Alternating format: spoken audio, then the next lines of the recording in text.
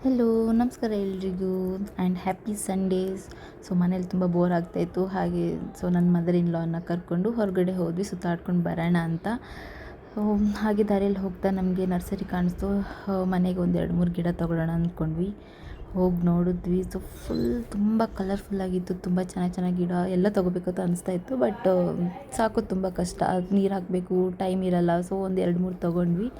ಅದನ್ನೇ ಚೆನ್ನಾಗಿ ನೋಡಿಕೊಂಡ್ರೆ ಸಾಕು ಅಂತ ಹೋಗಿ ಆಮೇಲೆ ಮನೆಗೆ ಬಂದ್ವಿ.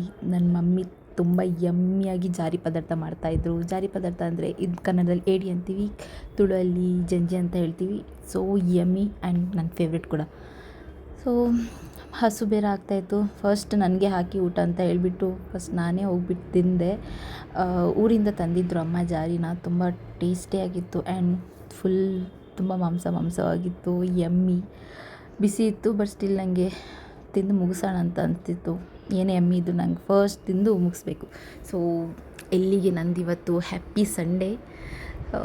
Thank you for watching my video. Bye bye.